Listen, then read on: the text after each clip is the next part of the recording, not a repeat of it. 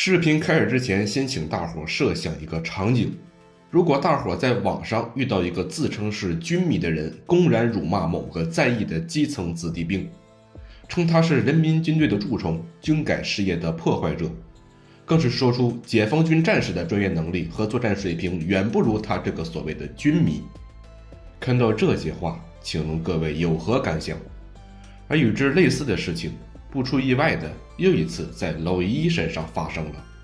众所周知，上期视频娄一就铁路迷群体中的极个别人对我的污蔑提出了一些批评，但没想到事情还在继续，或者说针对娄一的污蔑还在继续。但与之不同的是，这次针对娄一的污蔑不仅主打一个虚无主义，还凸显出一个幽默。至于怎么个幽默，怎么个虚无主义，请大家往下看。其实自上期视频发布后，这件事娄一就不打算深究了。换言之，考虑到当事人之前就有过因机车车辆的技术问题，恶意攻击过相关专业院校毕业的业内专业从业者的经历，主打一个死不悔改和大义凛然。所以在上期视频发布后，娄一也就没打算让当事人光明磊落体面一番，亦或者说，在娄一的计划中，我也没打算他能够道歉，哪怕他装死，这件事都算是过去了。但没想到，就在视频发布后的2026年5月16日，这位大能当不当正不正的发了这么一个动态，张口一个不必在意，把自己摘的是坦坦荡荡，好像整个过程他才是受害者，全然不提自己在之前的动态中如何的断章取义，如何的把娄一这个铁路工人打成蹭热度的破坏铁路文化的外行，把自己摘得干干净净。基于此，娄一在第二天的5月17日发表了自己的看法，结果就是他放出了这条动态。请大伙注意，从这条动态开始，这位大能就逐步的往互联网小丑那个方向蜕变了。在这条动态中，他正义凛然的好像发现了什么不得了的事情，但纵览这几张截图，其实充斥着没有任何证据的针对娄一的人身攻击和辱骂。自己还大义凛然的来上一句，自己什么底子出来的自己不知道吗？那我只能表示我不知道，请他说说。然后乐子就大了，既然他说这3张截图都是来自铁路从业者，那就让我们逐个截图去看。先看第一张，也就是没有必要问的这位同志，请问您一个 IP 位置在浙江的铁路从业者，是如何能如此满怀自信地确认娄一我的视频看都不用看？虽然说动态里的这个截图中的头像被截掉，找不到当事人，但挡不住对面猪队友送助攻。在5月23日这位大能发布的这条动态的评论区中，有这么一位大大方方的自称是爱好者的货色，提供了这张聊天截图的全貌，且声称自己就是聊天截图中的一位当事人。而经过粉丝朋友和其他铁路迷朋友的帮助，尽管相关头像被打码，但还是顺藤摸瓜的找到了截图中的另一位，也就是没必要问的这一位。所以我请问这位朋友，您是怎么个是个人就知道的？还有，也请您把你知道的都说一说。至于另一位当事人，也就是截图的提供者，同样是一位重量级，恬不知耻地称自己是铁路系统的真内行，大言不惭地表示铁路迷的存在别人管不住，也没资格管。结果一看个人简介，高2未成年家豪，然后看看第2张截图，上来就说娄一是狗官，这下搞笑了。我一个一线铁路工人，怎么就在他们嘴里摇身一变，变成管理人员了？至于铁三代，其实关于娄一身上铁三代这个标签是怎么来的，但凡关注娄一的朋友都清楚。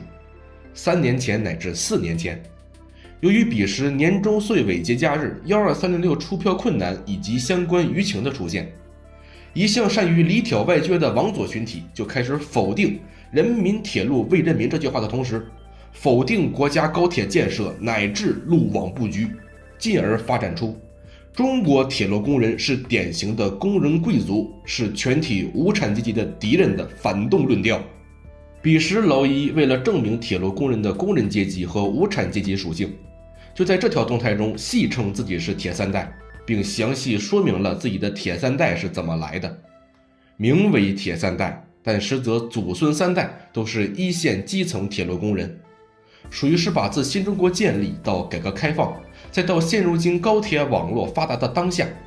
三代人把80年基层铁路人能吃过不能吃的苦都见过都吃过了。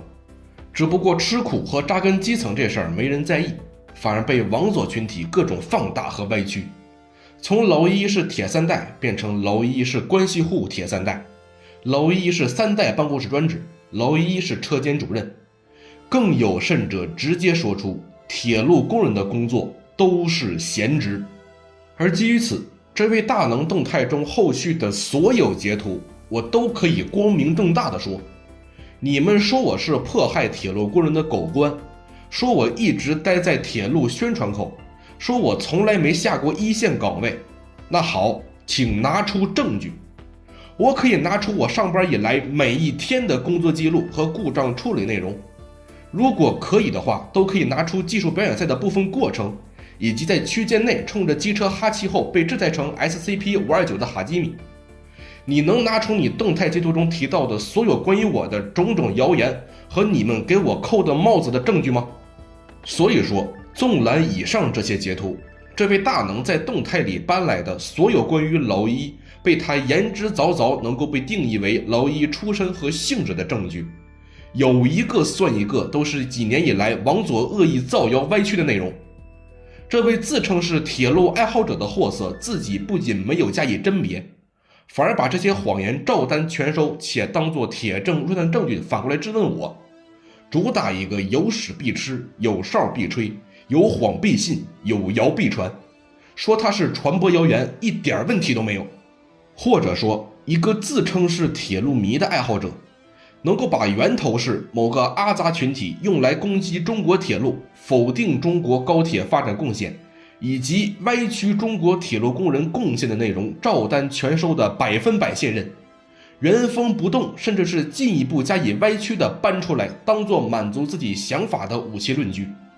这是一个铁路爱好者应该做的事吗？能够全盘接受这些源头是针对中国铁路的谣言的爱好者，还能被称为是爱好者吗？能把网左的二手屎吃得这么开心的同时，帮助他人抹黑中国铁路，否定自己爱好的，您真是头一个。让我们回到正题，其实老一真的没想太多，本以为这事儿就到此为止了，但没想到5月23日这天，这位在中午12点左右又当不当正不正的发了这么一个动态，通篇主打一个传谣有理，反击有罪，且在动态的这里说了很让人难崩的话，见证混不下去。我混不下去了？不是，碎碎念系列我也没打算停更啊，我也没接到通知说要停更啊，您就大嘴一张来一个混不下去了。而且几期视频我也只是聊铁路，一句见证话题相关的都没有聊，这位怎么当不当正不正的来上这么一句？老一这里按下不表，这个答案我们会在后面见分晓。但除了这部分，这条动态老一不打算去说，为什么？因为在同一天的晚7点，他又发了这么个万字檄文，强烈声讨老一我的无端指责和根不红苗不正。但这万字檄文落在实际上，正是几个小时前那条动态的放大加长版。至于他这万字动态里的内容怎么样，只能说确实是不怎么样。通篇属于是，每当我想给你多点尊重，你便开口说话，成功做到了3句一踩雷，5句一爆点。至于怎么回事，让我们逐条去看。开篇就是奇异搞笑，让人难崩。什么叫做想着只有粉丝会看，所以说话也没多小心，还很可惜的是被对面看到了。合着前前后后你也知道自己说的东西上不得台面，就是为了情绪发泄服务粉丝。而且请大伙注意一点，这位大能到这里丝毫没有提到他之前删除的2条动态的内容，即在完全没有看，记住是没有看，不是没看完，是完全没有看老一的视频的前提下，把老一这个铁路工人打成破坏铁路文化氛围的害虫和蹭热度的外行。这个是丝毫没提不说，还直接说上一句，很可惜的是被对面看到了。里外里不提自己身上的责任，还把所有责任扣到老一我的身上，也就是因为他发癫对我人身攻击被我看到了，所以责任在我。只能说小仙女的套路少玩点吧。跳过中间无关紧要的废话，直接过到这里，也就是攻击他造谣的人将会被他诉诸法律的武器。就是有没有一种可能，但凡你有一丁点信息检索能力和甄别能力，也不至于对着这些谣言照单全收。而且迄今为止，大伙没人说你是造谣，而是说你传谣，传的都是针对老一乃至中国铁路的谣言。让我们继续往后看，上周六突然晒几张图，当时他手上已经有相当一部分资料了，实在是想让对面闭嘴一周，于是把几张图发了出来。让我们看一下，他发这条动态是在2026年5月23日，那所谓的上周六就是5月16日，再加上他说的手上已经有了相当一部分资料，基于此可以判断，他这里说的资料正是5月17日发表的这条动态。但正如老一前面所说，他手中掌握的所谓铁证如山的资料，有一个算一个都是谣言，且都是拿不出任何实质性证据的谣言。我不在乎重复一遍我说过的话，我可以拿出我上班以来每一天的工作记录和故障处理内容。你能拿出你动态截图中提到的所有关于我的种种谣言和你们给我扣的帽子的证据吗？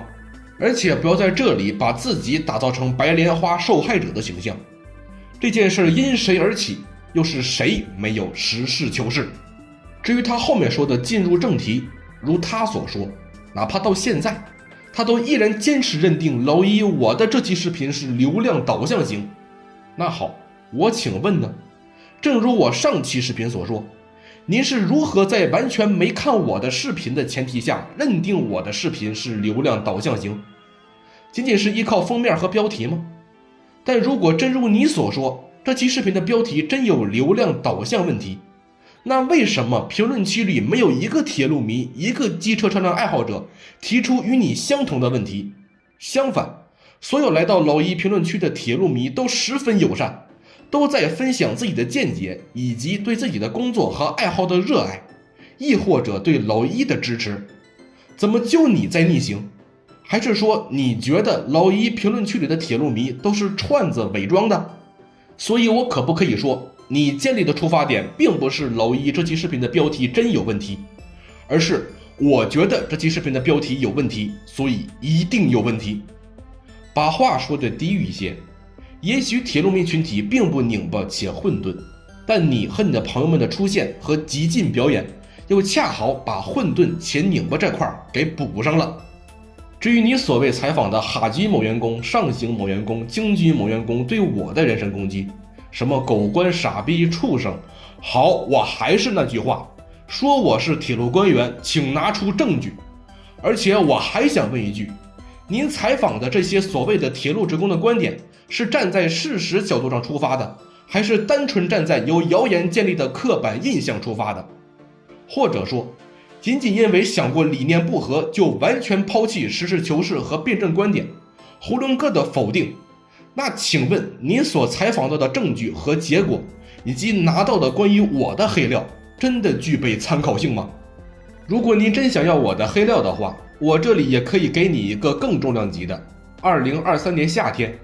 半机械一曾策动粉丝网暴，导致一位网名为奥克兰多金米花的患有重度遗传病的左翼进步未成年少女自杀，且当事人迄今为止未做出任何回应。您看看这个黑料够不够用？我们继续往后看，刻意炒作铁路职工与铁路爱好者之间的矛盾，势必会遭到两者群体的共同强烈反击。对此我只能说，不要在自己干了逆天事被破鼓万人锤的时候拉着集体给你下水。但凡看过老一这期视频的观众都能发现，老一在这期视频根本就没有针对整个铁路迷群体发表任何负面评论，针对的都是群体内部最为逆天的个体，更是在11分50秒至12分52秒给铁路迷群体有着一定参考价值的建议。只有主动拼杀出去，才能获得更大的生存空间。结果你倒好，拼杀倒是拼杀了，结果一拳没打到群体内部的坏分子和神人身上，反而一拳打到了与之毫无利益关系的圈外人身上。还是那句话，自己的错误自己承担，别把自己这个微不足道的个体当作群体的代言人。您没这个水平，也别在自己出问题的时候瞎嚷嚷污蔑群体。而且最重要的是，全国铁路工人及附属行业职工成百上千万，不同的人有不同的看法，实属正常。不要用身边统计学去论证自己预期的结果，只要你想，什么结果都能得出来。至于后面说的央媒反复强调如何，那好，请问是谁不实事求是在先，在完全没有看完视频，仅仅是因为我觉得有问题就一定有问题，后期既不装死也不道歉，张嘴来一个不必在意，装得云淡风轻，好像自己没有一丁点责任，期间还把军烈偷拍泄密的全部责任推到军迷群体身上。又是谁在不加以信息甄别的情况下践行巴兰尼科夫式的证据传播谣言？请不要用脱裤子的漏鸟耍流氓的方式给我讲勤工俭学24孝的故事，实在是没什么说服力。说我是铁路官员，请拿出证据。你拿出的铁路职工的所谓的我们单位我们部门对我的评价，同样请拿出证据。我真的很想知道老一这个默默无闻的东北铁路职工是如何做到南方外局的战断，从局级处级干部到中层管理，再到一线职工，再到大集体保洁，全方位立体式几千人几万人出名的，以至于如你所说，连自身的本职口碑、从业根基都遭到众人质疑的，请拿出证据。至于你5月17日放出部分网友回复，以至于老一不敢正面回应，我没有必要去回应谣言，谁主张谁举证。如果您老人家非得相信这谣言是板上钉钉的证据，那恭喜你找到了属于自己的张家墩和于茂春。而你后面说的用军迷代指铁路迷这块，就是有没有一种可能，这就是我在这期视频11分50秒到12分52秒的内容。连续2期视频我在说什么呢？合着到现在你还没有抽出半个小时的时间把我这2期视频看一遍，还在凭借着自己一厢情愿的想法对我进行虚空打靶式的评判。我在这里再把我当初视频里说的内容读上一遍，算上这次，这已经是第3遍了。有一说一，我不同意一刀切的做法，但我又十分理解一刀切的存在。所以老一在这里强烈建议想要保卫自己爱好的铁路迷们，接下来要去做什么？最好要主动拼杀出去。20年前的军迷在面临这些舆论困境时，不只是默不作声的静坐等待着中国军事实力的发展，而是靠不断的猎杀和有理有据的痛打落水狗。哪怕现在也是如此，比如花老师之于骆总师，装甲车之于各色逆天犯贼。而在痛打落水狗、猎杀神人之后，圈子内有影响力的人物也在想尽办法去维持优化群体的互联网画像，用各色科普见闻来丰富群体文化内容。诚然，这个过程十分艰难，但难做不等于不做。铁路民需要做的是主动出击立规矩，而不是被动的容忍这群人败坏名声。如果什么都不做，那就只有等死。至于您提出的新概念，也就是亚文化几个期限，巧了，老一我在这期视频同样提出过一个新概念，我这里再读一遍给你听听。当然以你的态度，这期视频你也不能看。一个互联网群体，对于这个群体真正在主导并推动更新创造这个群体外观画像以及互联网发展的，并不是群体内部理念温和或抱有现实主义目的的人，尽管这群人的实际占比达到多数，且目的明确，具备现实实践属性。真正在实现群体破圈和群体画像形成的，正是群体内部占比很少但声量很大，且理念最极端、想法最难以理喻的人。所以真正能够实现一个互联网圈子大面积破圈的，几乎都是圈子内部最极端的人所达成的。我请问，您这位大能在铁路迷群体中属于哪一阶段的哪一类？至于你后面大段的给自己戴高帽唱赞歌，直接来上一句无脑抹黑圈层制造对立，以及刻意带节奏持续在网络传播负面内容，才造成了当下全网片面谩骂误决铁路圈的局面。还是那句话，不要在自己干了逆天事被破鼓万人锤的时候，拉着整个铁路迷的声誉给你陪葬。你代表不了整个群体，你只能代表你自己。不要觉得自己被攻击了，就是整个铁路迷群体被攻击了。你说我固守就有偏见，肆意引战，那请问是谁不看完2期视频就把铁路工人打成破坏铁路文化的蹭热度的外行？又是谁直接来上一句军烈偷拍泄密，军迷群体负全责？最后发现闹大了，草草说上一句加了狗头是在调侃。这里说的铁路圈对涉密军烈的敬畏和自律，还说什么比军迷对待涉密信息的态度更严谨正直。求你了，真别逗大伙笑了。那请问，自定义之下的保密期过了是谁说的？总不能是军迷说的吧？不要用自我标榜的群体纯洁性去印证一个自认为合理的结果。由此得出的结果叫什么？叫海量个例。同理，你这里毫无征兆地把军迷带上了一嘴，结合你之前说的军迷偷拍泄密，军迷群体负全责，我可不可以再说你是恶意踩一捧一的同时恶意引战，破坏铁路迷和军迷群体之间的关系？而他最后一段的大面积升华，只能说他说的每一句话都在打他自己的脸。抹黑不能带来改变，争论不能达成共识，那请问蝼蚁是怎么到宣传口的？又是怎么个铁路系统知名的狗官？铁路圈的治理并不困难，但前提是要消除裂隙。又是谁在俺寻思的基础上把一个铁路工人打成了蹭热度的外行？如果能将其从您的兵器变为工具，对铁路圈文化也提供和平发展且富有远见的指导和建议，那什么叫做好好喷一喷和骂得爽一些？会为您赢得您的同僚和铁路爱好者的更多支持与尊重。什么就叫做不必在意和军迷全体负全责？属实是幽默完了。至于有的粉丝问我为什么要出一期视频，因为实在是太抽象了。